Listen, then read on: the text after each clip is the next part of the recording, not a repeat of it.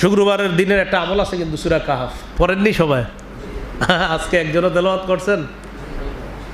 মাশাআল্লাহ, বারাকাল্লাহ, মাশাআল্লাহ, মাশাআল্লাহ, মাশাআল্লাহ। সবাই তেলাওয়াত করবেন, আল্লাহ তৌফিক দান করেন। হ্যাঁ, সূরা কাহাফ হাফেজ সাহেব যারা আছেন তো মসজিদে আসতে আসতেই তো তেলাওয়াত হয়ে যায়। হাফেজ যারা কত বেশিক্ষণ লাগে না, সর্বোচ্চ 10 মিনিট, 12 মিনিট, 13 মিনিট লাগবে, সর্বোচ্চ 15 মিনিট লাগবে হাফেজ সাহেবদের। সূরা কাহাফ তেলাওয়াত করতেছিল এক ব্যক্তি। ওয়াইলা জানিবিহি হিসানুন মারবুতুন বিশাতনাইন, তার পাশে তার একটা ঘোড়া বাঁধা ছিল দুইটা রশি দ্বারা। ফাতাগাশশাতহু সাহাবা, আকাশের মেঘ আইসা ওইটার উপরে ছায়া দিল। ঘোড়াটা লাফালাফি শুরু করলো, তিনি তার তেলাওয়াত বন্ধ করলেন। ফালাম্মা আসবাহা আতান নবিয়্য সাল্লাল্লাহু আলাইহি সাল্লাম, সকাল হয়েছে, নবীর কাছে আসছে। আসার পর পুরো ঘটনাটা বললেন। নবীজি বললেন, আচ্ছা তাই, তিলকা সাকিনা তানাজ্জালাত বিল কোরআন, তুমি কোরআন তেলাওয়াত করার কারণে যে মেঘের খণ্ডটা দেখলা, এটা হলো আল্লাহ প্রদত্ত সাকিনা, প্রশান্তি। তোমার তেলাওয়াতের কারণে আল্লাহ এটা নাজিল করছে। এই জন্য সাকিনা আমরা চোখে হয়তো দেখি না, ওই সাহাবী দেখে ফেলছে, আল্লাহ দেখাই দিচ্ছে, হয়তো আমরা দেখি না, কিন্তু সাকিনা, কোরআন তেলাওয়াতে সাকিনা। কোরআন তেলাওয়াত দেখেন, এগুলো আল্লাহ কখনো কখনো কেন দেখায়, যেন আমাদের ইয়াকিন হয়, আমাদের বিশ্বাস হয় যে দেখো এরকম কিন্তু হয়েছে। মুসলিমের বর্ণনা আসছে, উসাইদ ইবনে হুযাইর রাদিয়াল্লাহু তাআলা আনহু তেলাওয়াত করতেছিলেন।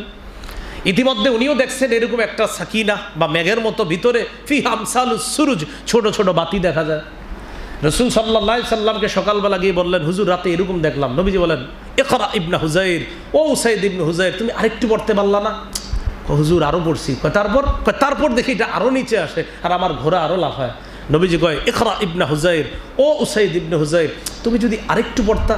হুজুর আরো পড়লাম। তারপর আরো পড়ি, আরো এটা নিচে আসে আর আমার ঘোড়া খালি লাফায়, আমার সন্তান ইয়াহিয়া পাশে শোয়া। আমি কি খাশিতু আন তাতআ ইয়াহিয়া, আমি ভয় পেয়ে গেলাম যে ঘোড়া লাফাইতে লাফাইতে যদি আমার ছেলের উপর পড়ে, ছেলেটা মারা যাবে। তারপর তেলাওয়াত বন্ধ করে দিয়েছি। আহা, তুমি যদি আরেকটু পড়তা। নবীজি বলেন, হুজুর কেন? তুমি রাতের বেলা যেটা দেখছো, এটা যদি তুমি পড়তা তা আরো ভালো হইতো। তিলকা সাকিনা, এটা ছিল প্রশান্তি। তবে এটা কোন রূপে প্রশান্তি জানো?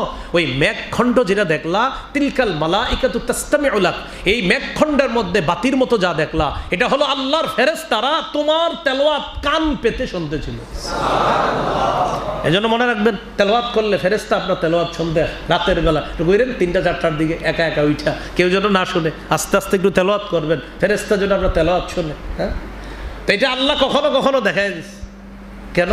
যেন আমরা উদ্বুদ্ধ হই। এবার নবীজি কি বলে দেখেন, কয়, উসাইদ তুমি যদি ফজর পর্যন্ত পড়তা, ফজরের আজান শুই না যে মুসল্লিগুলা মসজিদে যাইতো, তারা স্বচক্ষে এই দৃশ্যটা দেখতে পারত। তুমি থামাইলা কেন? হুজুর আমার ছেলেটা মারা যাবে এই টেনশনে। যাক, যা হওয়ার হয়েছে। তো বিষয়টা হলো, আপনার এখান থেকে কি শিখলাম আমরা? যে কোরআন তেলাওয়াত করা এটা মৌখিক ইবাদত। এই ইবাদতটা আমরা করতে পারি, এটা আমরা সরবেও করতে পারি, নীরবে করতে পারি। আল্লাহ আমাদেরকে তৌফিক দান করে। মৌখিক ইবাদতের মধ্যে আরেকটা ইবাদত জিকির করা, এই বিষয়ে আলোচনা হয়েছে।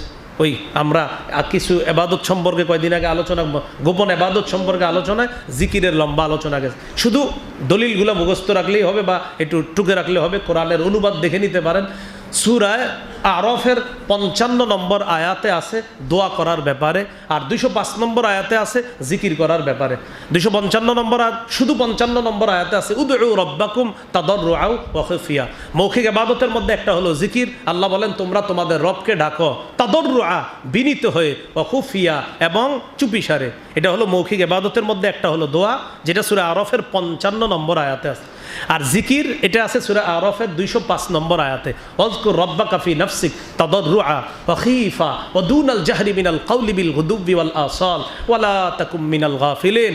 তুমি তোমার রবকে ডাকো গোপনে, তুমি তোমার রবকে ডাকো গোপনে, মনে মনে, তাদাররুআ, বিনীত হয়ে, ওয়া খীফা, ভীতি নিয়ে, দুনাল জাহরি মিনাল কাওল, অনুচ্চ সুরে, বিল গুদুবি ওয়াল আসাল, সকাল সন্ধ্যায়, ওয়া লা তাকুম মিনাল গাফিলিন, গাফেলদের অন্তর্ভুক্ত হয়ো না।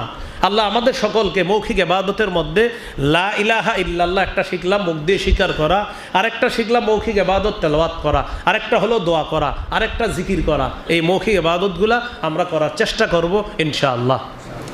মৌখিক ইবাদতের মধ্যে আরেকটা হলো সত্য কথা বলা। কি কথা বলা? হ্যাঁ, সবসময় সত্য কথা বলবেন, এটা মৌখিক ইবাদত। সত্য কথা বলা, মিথ্যা না বলা, এটাও মৌখিক ইবাদত। রাসূলুল্লাহ সাল্লাল্লাহু আলাইহি সাল্লাম বলেছেন, ইন্না সিদকা ইয়াহদি ইলাল বির ওয়া ইন্নাল বিররা ইয়াহদি ইলাল জান্নাহ। সত্য মানুষকে পুণ্যের রাস্তা দেখায়, পুণ্য মানুষকে জান্নাতের রাস্তা দেখায়। সত্য মানুষকে পুণ্যের রাস্তা দেখায়, পুণ্য মানুষকে জান্নাতের রাস্তা দেখায়। জীবনে যা হবে আর না হবে নিয়ত করে ফেলবেন যে আমি মিথ্যা কথা বলবো না, যা হওয়ার হবে, আগে পরে কি হবে টেনশনও করবেন না, যা হওয়ার হবে হোক, আমার সত্য কথা বলবেন।